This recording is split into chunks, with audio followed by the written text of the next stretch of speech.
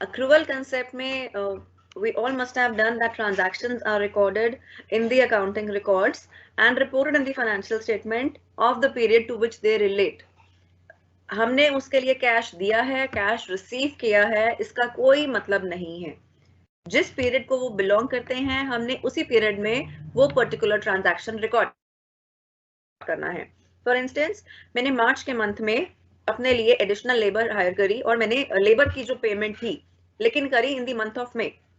मुझे वो रिकॉर्ड करना है मार्च के मंथ में. March comes in my previous accounting year, right. अगर मैंने 2021 के अंदर लेबर हायर करी है, चाहे मैंने उसकी पेमेंट 2021-22 में करी, राइट, मैंने उसकी जो रिकॉर्डिंग है इन माय बुक उसको प्रीवियस अकाउंटिंग पीरियड में ही करना है. जो 2021 था उसी में ही रिकॉर्ड करना है. जो नेक्स्ट पीरियड है उसमें रिकॉर्ड नहीं करना है मुझे.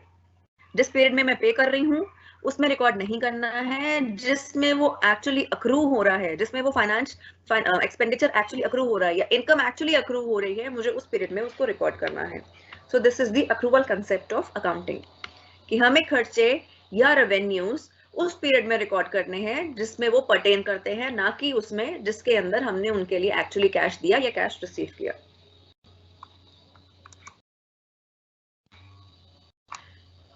इसके बाद आ जाते हैं कन्वेंशंस. अभी तक जो हमने पढ़े ये थे कंसेप्ट्स. कंसेप्ट्स क्या होते हैं? These are common, they are basically like rules कि सबको यही फॉलो करने हैं. These are rules, right.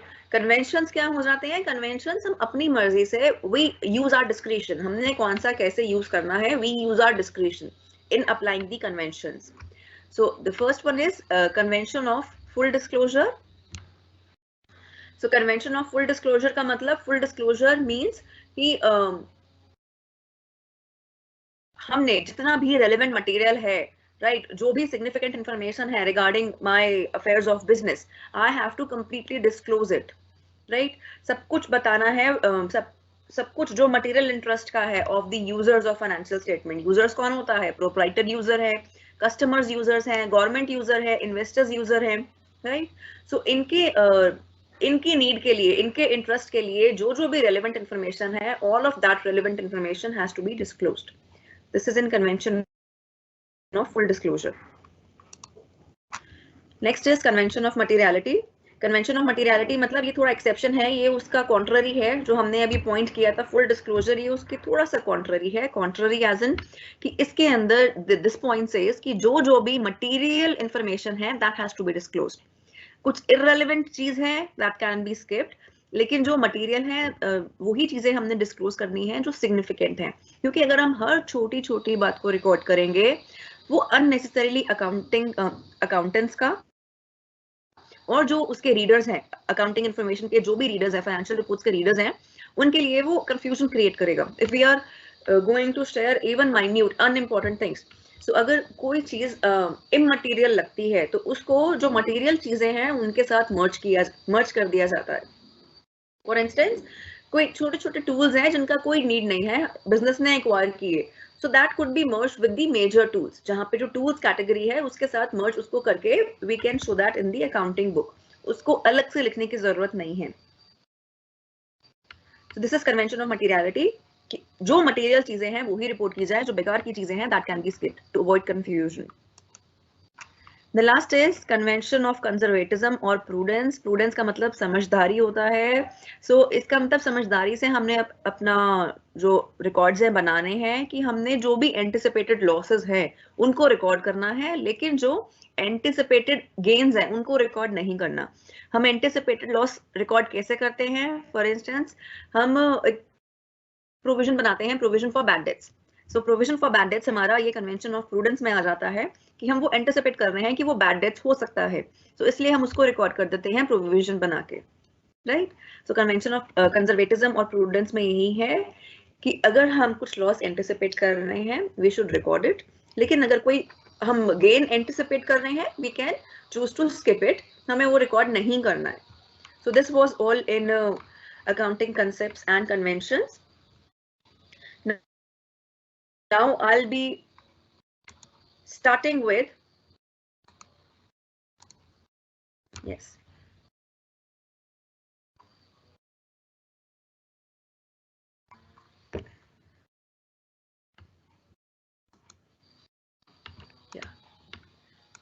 Now I'll be starting with final accounts. Final accounts के अंदर we are supposed to make 3 accounts. Final accounts में हमें 3 accounts बनाने हैं. पहला हमें बनाना होता है trading account. Second account हम बनाते हैं that is our profit and loss account. और जो third account बनाते हैं वो हमारा होता है balance sheet. Right? So trading account के अंदर I am showing you the pro forma of trading account on my screen. So trading account के अंदर we record, first thing that we record is our opening stock, और opening stock के बाद we record our purchases, right? Purchases, net purchases, purchase less purchase returns, and then here we record all our direct expenses. Trading account के अंदर हम हमारे सारे direct expenses record करते हैं. Direct expenses कौन से होते हैं? जो हमारे product को produce करने में, manufacturing करने में हम खर्चा कर रहे हैं, राइट? हमारा जो प्रोडक्ट है उसको बनाने के अंदर जो खर्चा हो रहा है, खर्चा कैसे हो रहा है? हम we are paying wages to the labour, we are bringing in our raw materials, right? So we are paying the cartage on that transportation for bringing our raw materials. We are paying for the labor, so that's covered in the wages, right? We are paying for the raw materials. So these are our direct expenses जो हम product produce करने में बना रहे हैं. So that's my direct expense. On the credit side, we show our sales, less sales returns and closing stock. Closing stock में हम जो question करेंगे उसके अंदर ये closing stock कब आएगा trading में, कब नहीं आएगा, that I'm going to explain. इनके बाद जो बैलेंस बचता है, इन आइटम्स को रिकॉर्ड करने के बाद जो बैलेंस बचता है, that will be our gross profit or gross loss. If we have a credit balance means that the credit side is more than the debit side. That will mean we have a gross profit. And if we have a debit balance means that debit side is more than the credit side, then that will be our gross loss.